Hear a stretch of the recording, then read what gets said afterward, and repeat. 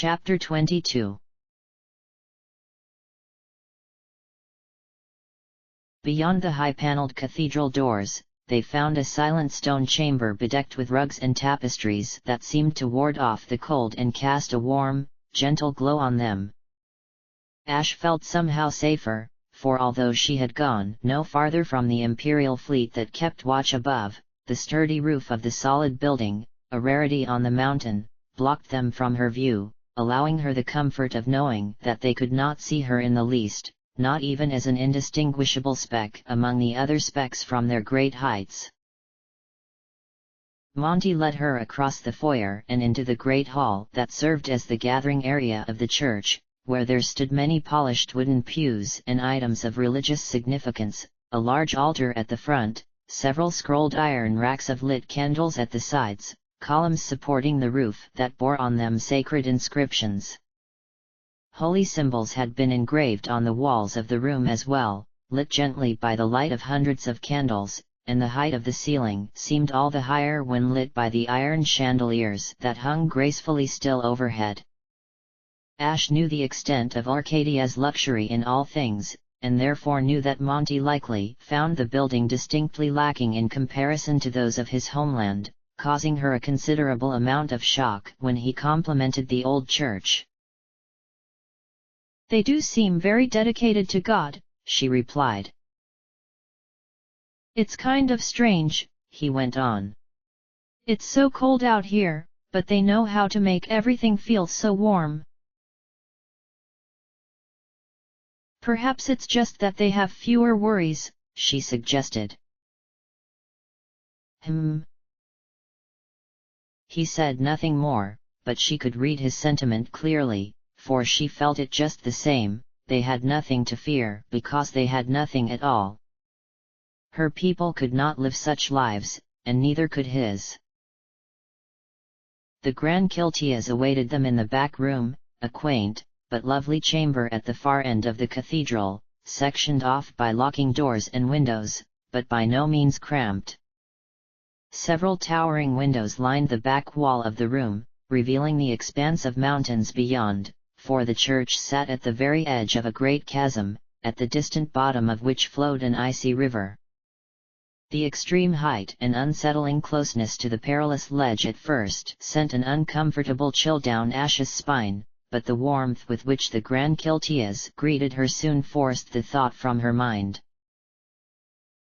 He was old, withered, but not lacking in spirit, and received them graciously, obviously eager to bring peace to a world in which he had little stock.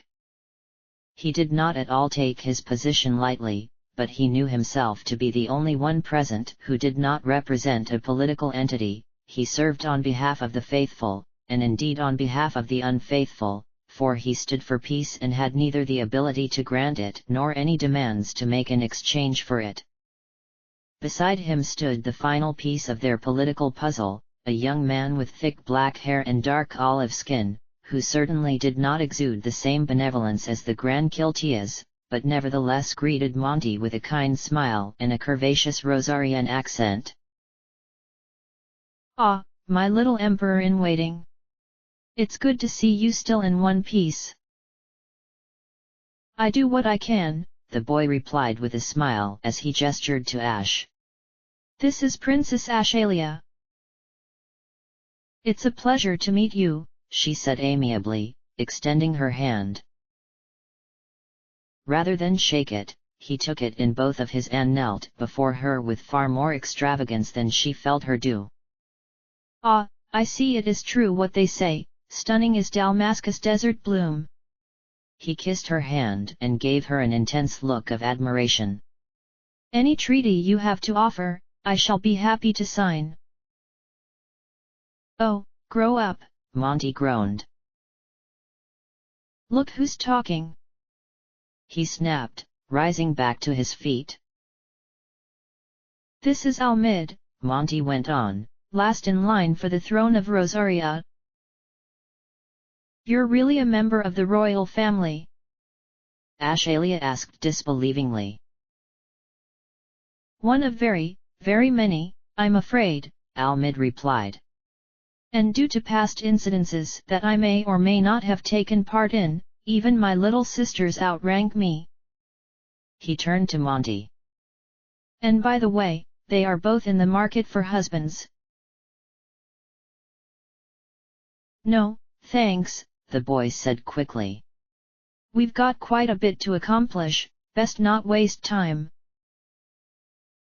Ah, the Grand Kiltias added with a warm smile. What a relief to see such a sense of duty in one so young. Yes, said Almid, making the rest of us look bad. Monty smiled as well. Not intentionally, I assure you. We could do this later if you'd like some time to settle in, Ash told Almid. I understand you've suffered a trying arrival. For some men, yes, he answered profligately, but I have grown accustomed to such difficulties, you could even say I crave them. Trying to mute the look of disgust on her face, she nodded slowly. All right then. So where to begin? The Grand Kiltias continued.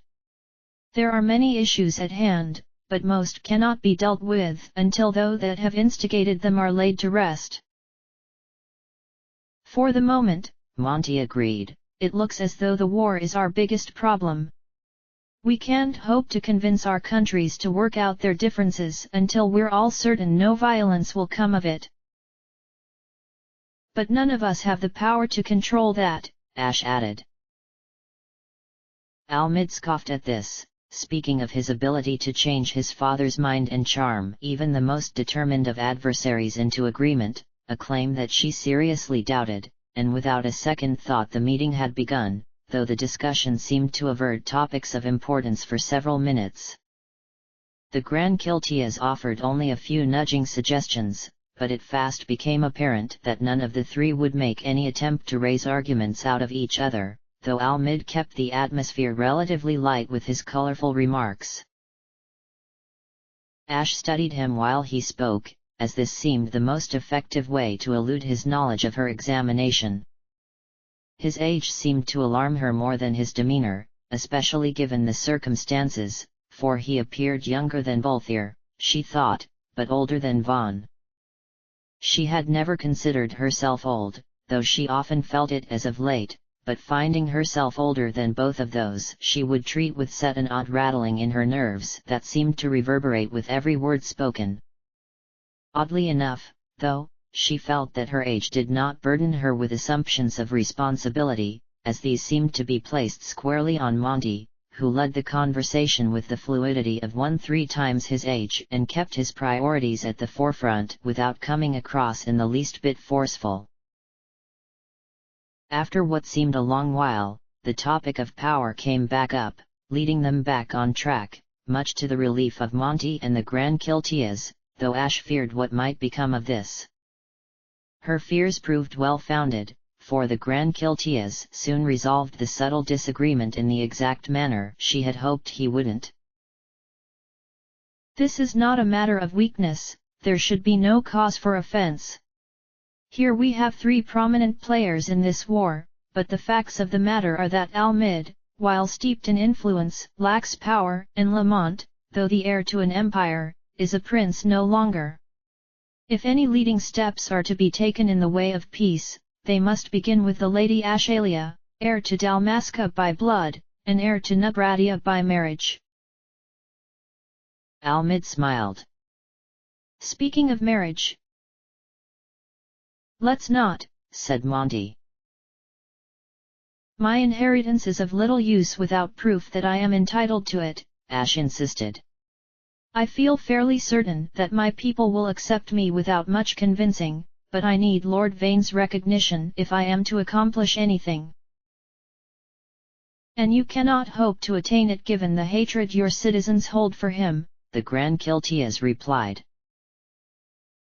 Much of the resistance respects me, she explained, but if I tell them to suddenly forgive Arcadia, I can't say for certain they would even consider it. Even if they did, added Monty, Vane wouldn't believe it for a second. That's the problem with being powerful, it makes you a target. At the very least, he won't release Dalmasca without compensation.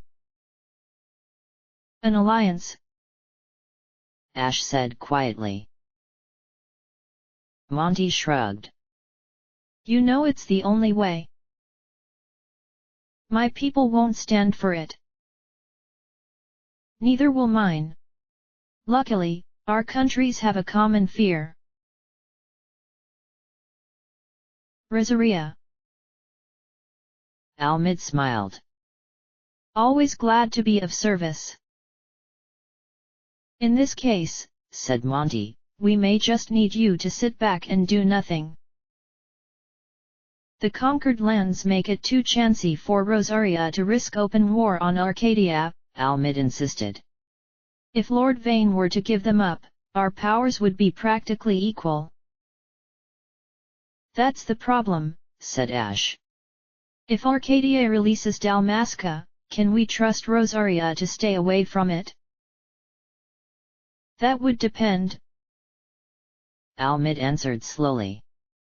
I cannot say for sure what my father would do, but I doubt he would turn hostile on a country he could just as easily ally with. Vayne will see that coming, said Monty. If Arcadia offered Dalmasca protection from Rosaria, said Ash, I would agree not to ally with them. My father wouldn't take that well, replied Almid, but he wouldn't be stupid enough to attack. But I would also need immigration rights to Nabradia, Ash went on, and I have nothing to offer in return for it. Monty shook his head.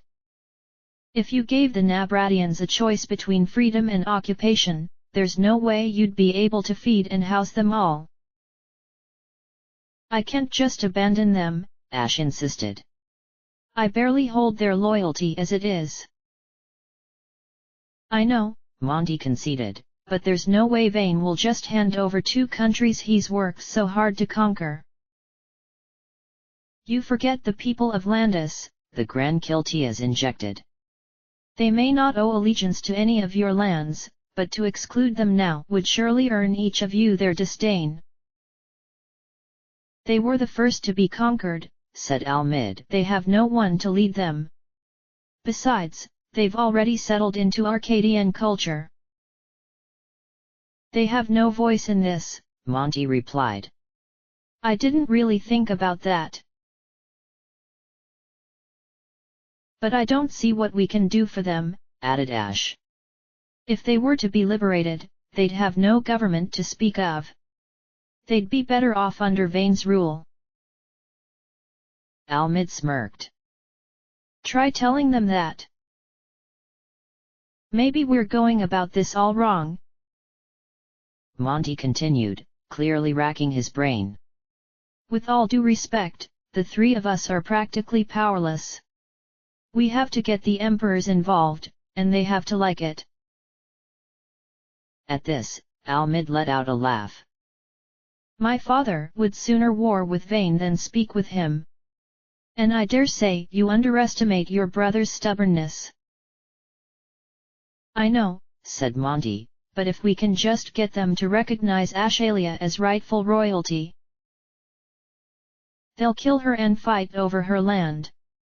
A pause ensued, and Almid looked to Ash apologetically. Sorry. It's true, she replied. The point is, he went on, Vayne has no reason to recognize her, and he won't unless she gains some leverage to use against him. That would just provoke him, Monty insisted. Look, Almid explained, tiring not in the least. Let us suppose we approach the Empire with a peaceful resolution. The late Emperor Gramus would have lent us his ear, but we are dealing with Vayne. Should the princess return, he would claim her an impostor, all to tempt the resistance into battle. My father would jump on such an opportunity, he would say he's defending the occupied, or some such nonsense, and then it would be all-out war between our lands. Now, the occupied territories might join Rosaria while the chance is upon them, or they could just well band together into their own empire under Lady Ashalia. Either way, the people of Ivalice will rip each other to shreds. Vayne wants this war, that much is certain. And as our ill luck would have it, the man is a military genius. Ash hung her head with a sigh. To reveal myself now would imperil us all. Perhaps I was better off in hiding. The past cannot be changed, said the Grand Kiltias. Lord Vayne knows you live, and it is only a matter of time before he exposes you by one method or another. It appears this war is inevitable, all we can do now is see that the fewest possible lives are lost in its course. You mean we have to turn everyone against Archadia? Monty concluded softly. It seems to be the only way, answered Almid. But... Ash braced herself momentarily, unsure of her sentiment's appropriateness. Mass rebellion through the occupied territories? On top of Rosarian invasion? Must we really be so harsh? I thought Arcadia took everything from you, Almid replied. Most in your position have no definition of harsh when it comes to the Empire. I just don't believe in using unnecessary force, she defended. Unnecessary? He scoffed. Clearly you do not know the Solidars. Monty cringed, clenching his jaw as Almid went on. You may have taken down the 8th Fleet, but that was no more than a drop in the bucket. According to our latest reports, the Western Armada prepares for war, under Vayne's command, no less, and the newly formed 12th Fleet has already been deployed. The Imperial First Fleet stands in waiting, they'll be underway as soon as the Odin's refit is complete. The 4th Fleet is right above us, of course, thanks to his itsy-bitsy excellency. Lamont rolled his eyes. And still there is more, the 2nd Kerwan Expeditionary Force is being called in to replace the missing 8th, so there will be no gaps. The largest force ever seen. And then the Nethysite, Ash added distantly.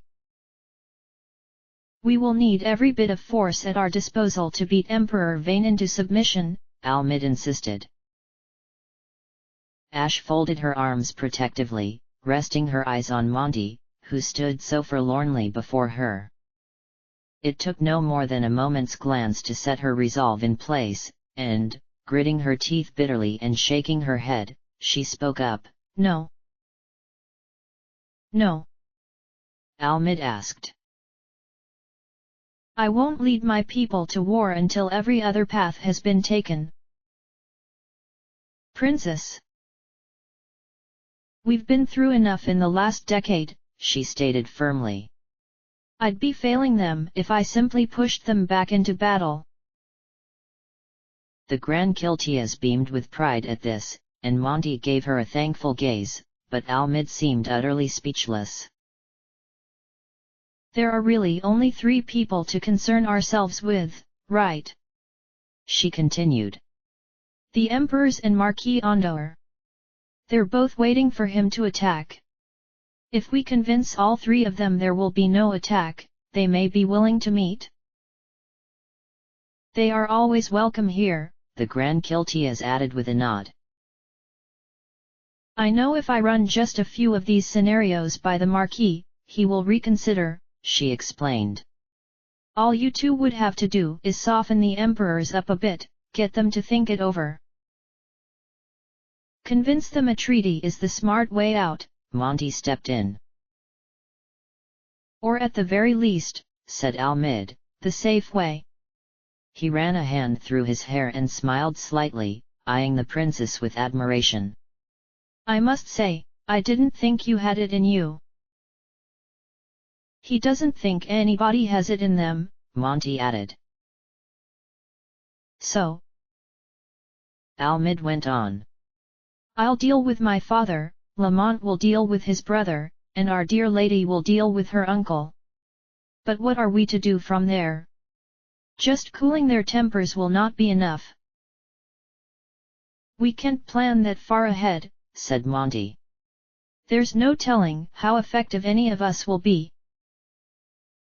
I don't even know where the Marquis is, Ash added, much less how willing he'll be to listen should I find him. Then shall we reconvene? Asked Almid. Some time from now, of course. I imagine he won't be easy to track down. I would appreciate it, said Ash. But where would we go? It was difficult enough getting here without being captured. No kidding, said Almid. Why don't you come to Rosaria?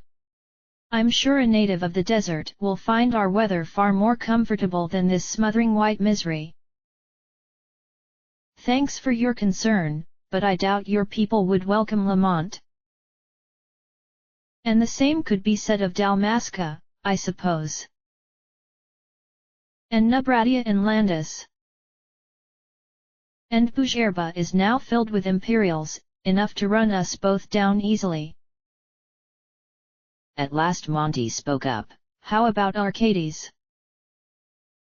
The suggestion earned him 2 disbelieving looks of shock, and Almid at last smiled and said, plainly, cute. Lamont, Ashalia added, you know that would be suicide. He shook his head, hope beaming in his tone. Not in the city, the port at Balfonheim, about a mile east. Most of the navy is stationed at the western border. Most is still risky, Ash insisted. Balfonheim is overrun with pirates, he replied. You're just full of fantastic ideas, aren't you? Almid groaned. No, really, the boy went on, fighting his insufferable cuteness. It's hard to explain. They pay a percentage of their profits to Vane, and he pretends they aren't there. Vane is being bribed by pirates? The princess asked doubtfully. He likes having friends in low places. The money funds Dr. Sid's research, and Drockler is supplied through the port. Your brother can have anything he wishes at a moment's notice, said Almid, and you expect us to believe he wastes his time with criminals. Father was never too fond of the science department, Monty explained. And I've heard you're known to waste your time with criminals as well. Hey, he replied.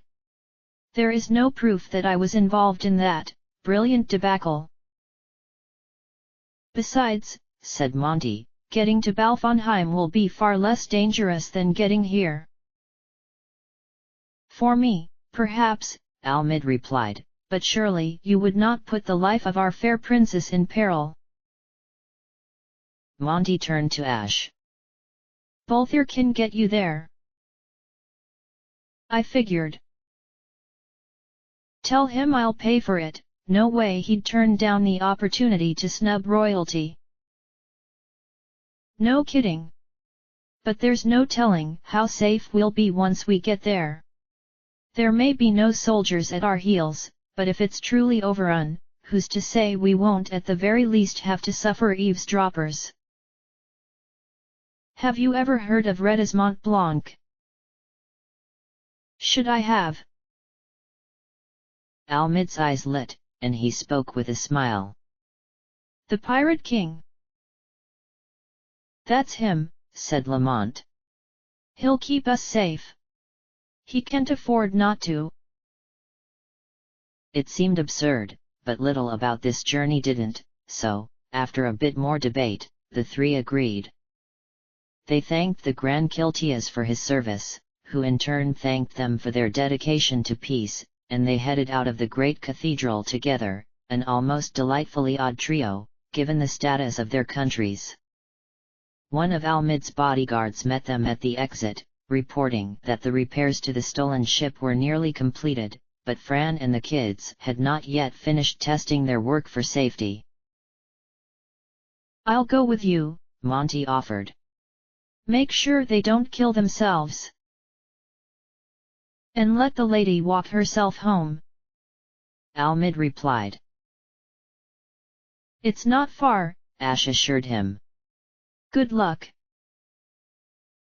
To you as well, Almid answered upon receiving a glare of warning from Lamont. With that, Ash began the short trek back to the village, her mind reeling, but somehow at ease. There was much still to be done, but she had taken a great step forward and now anticipated almost joyously the time when she could continue on with it. The silence of the snow relaxed her further, and she bent to scoop some into her hands, mashing it into a ball and eating it as she walked, her steps strangely lighter. Before reaching the settlement, Ash spotted a figure at the edge of a nearby ravine, recognizing it as Balthier.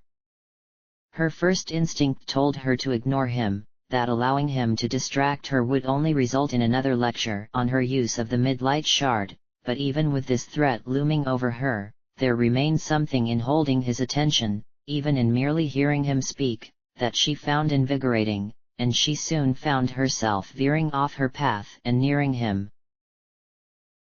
He did not hear her coming, his back turned to her, his eyes trained on the steep walls of the canyon before him as he leaned against the wooden railing that ran along its nearest edge. Intentionally weighting her footsteps so as to lend a louder crunch to the snow, she figured that he did in fact hear her as she approached, but likely craved solitude and thus ignored her. However, he had never afforded her such a privilege, and she decided in an instant to return the favor. The repairs are done, I hope, she said, perhaps a bit more sternly than she had intended. He glanced over his shoulder. As done as they'll ever be, he replied casually. Your meeting? Same. Stepping up beside him, she noticed that his hands hung over the railing, clasped together while his elbows supported his weight. Running her eyes along the depth of the ravine below them, she spoke again, Don't lean on that. You make me nervous. And yet now her words slowed, as he obediently pushed off the railing, but let his hands part in doing so, revealing that he held her wedding ring. Her eyes focused on it much in the way they so often focused on the midlight shard, and he regarded her almost suspiciously, holding the ring up as though to grant her a better view. I would have thought a royal wedding ring to be far more impressive than this, he remarked, looking over the small band with passing interest. Aren't you the one who said value is relative? She asked back, breaking her gaze and folding her arms. Well, he said, he could have at least given you a diamond. We didn't know we were getting married until a week before it happened. How romantic! Will you quit making fun of it? She snapped. He's dead, show a little respect. Now he gripped the ring in his fist, meeting her eyes once more and deliberately thickening his tone. You're the one constantly playing heartbroken widow over a man you didn't even love. She uncrossed her arms and balled her freezing fingers into fists. I loved Rassler more than a pirate like you could ever imagine. I don't mean to be entirely lewd, he replied, but usually when a husband and wife love each other, they sleep together. This elicited a gasp of shock, as he had expected it to, but much to his surprise the princess appeared more defensive than angry. We slept together, she insisted. He rolled his eyes. Literally, I'm sure. Now the anger arrived. You filthy piece of... 6 years of marriage and no children. I understand, though. I wouldn't mind marrying Fran, but there are some things that just can't be done. Ash glowered at him, unable to think of any valid response. He was right. They had tried once, realizing the need for an heir, but didn't make it past kissing, which proved painfully awkward and turned into a fit of laughter followed by an all-out pillow fight. They had made a deal, they'd get around to it once the war ended. As much as she hated to admit it, their marriage had been nothing more than an extended play date. "This is absolutely none of your business," she growled. "Since when have I let that stop me?" he shot back. "I just needed a little clarification." "Clarification? On what you think you'll achieve through all of this nonsense? Only two things drive people to be as cold as you, Highness: love and guilt." She folded her arms once more, gripping herself as though it provided her some security against this onslaught. "He went to Nabudis of his own volition," she said, the bitterness draining from her tone. "I told him not to." "But you let him, anyway," Balthier replied. "And I'm the one who's cold."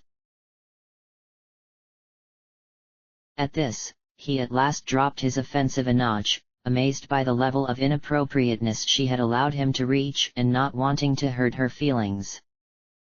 "You know," he went on, his voice turning more genuine in expression, "I almost wish you did love him. This isn't about justice for you, princess, it's about revenge."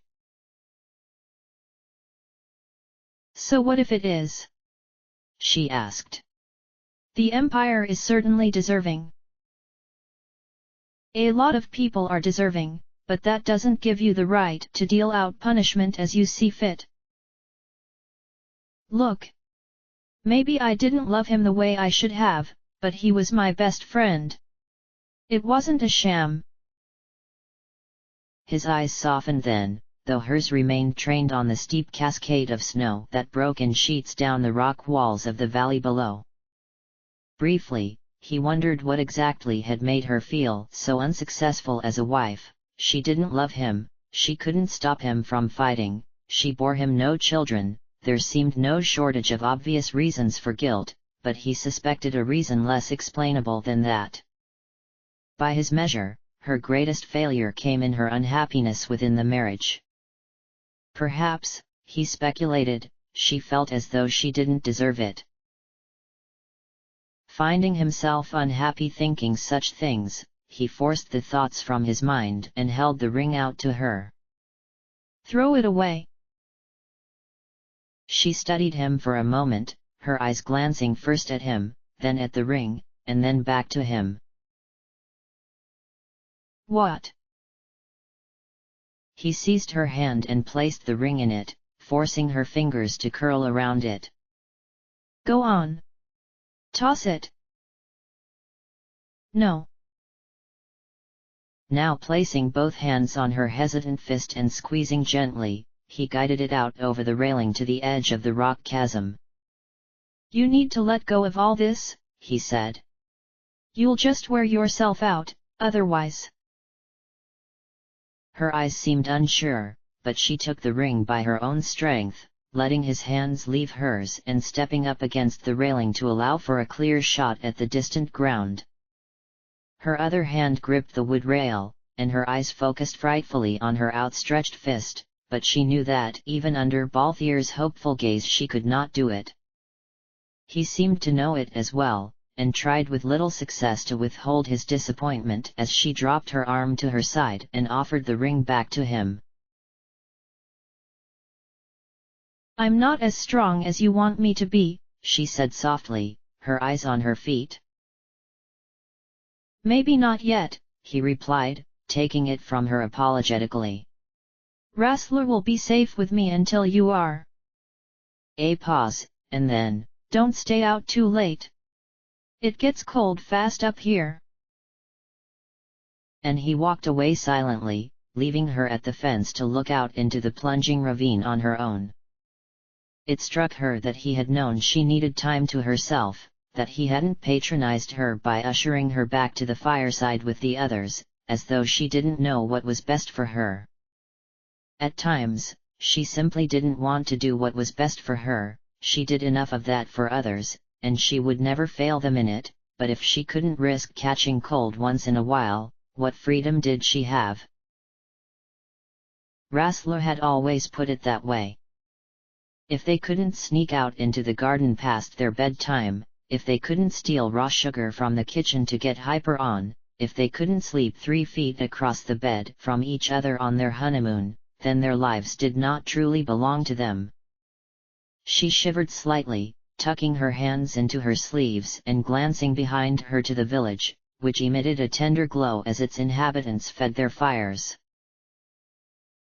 Night had begun to fall, and with it a deepening chill that she knew would do her no good, but she dreaded returning to the tent, where the others would undoubtedly be gathered, all eager to hear what next awaited them. She scooped up another ball of snow and began nibbling on it, having found that she rather liked the taste, if it truly had any, and stared out into the distance as it darkened, as if withdrawing from her sight. Her head had begun to ache, but she couldn't stop thinking. A coin flip had decided that the wedding would be held in Rabanastre and the happy couple would then go to live in Nabudis. When Arcadian forces pushed their way into Nabratia and began nearing the city, the king sent his wife, son, and daughter-in-law back to Dalmasca for their own safety, along with a large portion of the royal security detail, primarily as a gift to Raminos for his hospitality, not that it was needed or expected. They lived there for only a few months before Nabudis fell under attack, and Raminos, in accordance with their treaty, sent troops to aid in the defense. To protect his father, Rassler led them. 3 days later, Bosch brought Rassler back to her. He had stumbled into the palace foyer, dragging the prince at his side as though he still lived, struggling to walk. She had not been there to greet them, but had heard from the soldiers posted there that Bosch had collapsed, and for a time was thought dead as well. She cried on her father's shoulder at Rassler's funeral, but didn't find peace until later that night, after all of the mourners had gone, when Bosch was temporarily released from the infirmary to pay his respects. Seeing as he had led Rassler's personal security detail, she had thought for sure that she would punch his lights out as soon as she saw him. She wanted so badly to believe that he was the reason her husband was dead, but it was no use. Exhaustion had taken her wholly, all of her tears had been spent, and she simply sat beside the casket hugging Bosch weakly, listening to his heart. And he, good knight that he was, held her close and said nothing. The memory threw into clearer perspective the way she had treated him as of late. Though she knew that he did not begrudge her distrust, she felt as though she should never have doubted him. But it had become a pattern, distrusting people, and if ever she thought of giving it up, she realized that it could very well mean the end of her. She wanted to trust Bosch, she knew better than to trust Bolthier, and she hoped she could trust Lamont, but she still could not force her mind to accept the fact that she shouldn't have trusted Azelas. Trust, it seemed, bred only danger and death, and a false sense of comfort. Princess! The deep voice drew her back from her thoughts, a shock but nevertheless a relief, and she turned to see Bosch standing a yard or two behind her, clearly unsure if his concern was at all proper. Is something wrong? He asked. Oh, no. She shook her head. Just thinking. You should get some rest. We have a big day ahead of us. Right. She hastily started forward, nearing him and then passing him, but as she sensed him turning to follow her, she paused with considerable awkwardness and turned to face him once more. Bosch.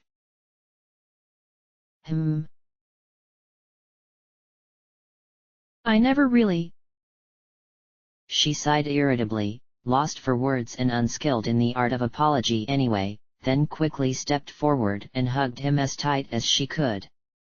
This obviously caught him off guard, and nearly knocked him off balance, but he gathered his wits soon enough and squeezed her carefully in return.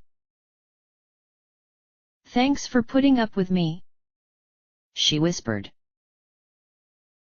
"My pleasure," he replied.